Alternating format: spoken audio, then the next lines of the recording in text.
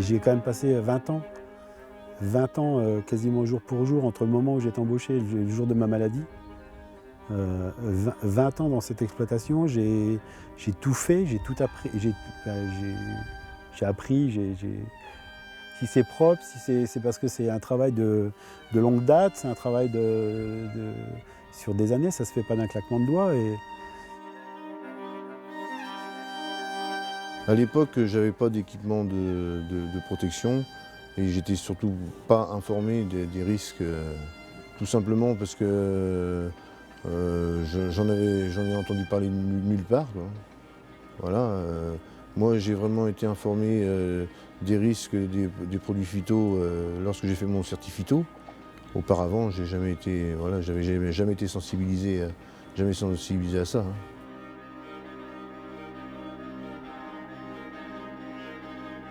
Dans certains traitements, après, quand il faisait un grand travail, quand les vignes sont hautes, qu'il fait avec des rampes, il mettait un masque.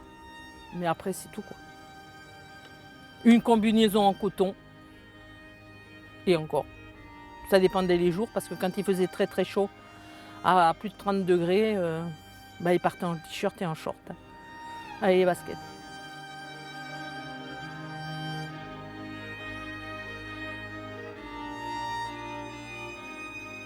Dans l'affaire des pesticides, mais on pourrait faire le parallèle avec l'affaire de l'amiante, il y a une exposition massive de très nombreux utilisateurs de pesticides à qui on a caché les choses pendant de nombreuses années. Et donc il y a une espèce de lobby des pesticides avec une désinformation organisée et au détriment des utilisateurs. Sur le volet plus académique, il y a eu très peu d'intérêt pour les questions d'exposition aux agriculteurs jusqu'à il y a une quinzaine d'années.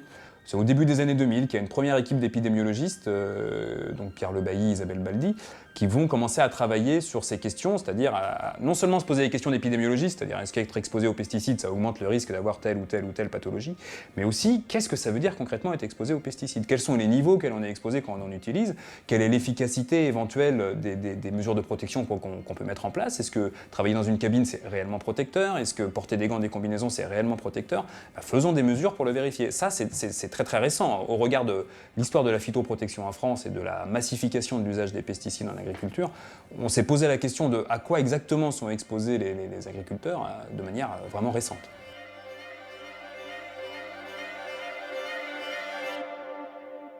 Le problème de la contamination des uns des autres par les pesticides, c'est un problème majeur de santé publique, puisqu'en fait les quelques données dont on dispose, c'est-à-dire des données absolument officielles portant sur l'imprégnation de nos organismes, qu'on soit agriculteurs ou dans des zones agricoles ou urbains, montrent qu'on a quasiment tous, on héberge quasiment tous dans nos organismes des pesticides et des résidus de pesticides.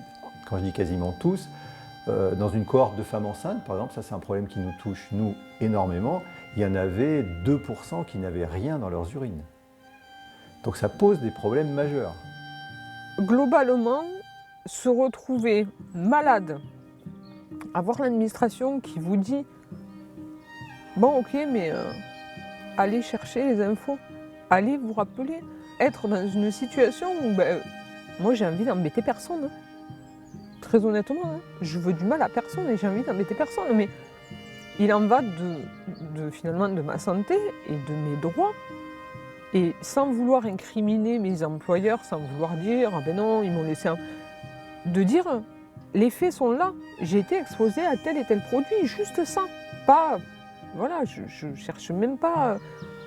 Mais juste au moins qu'on me donne les infos.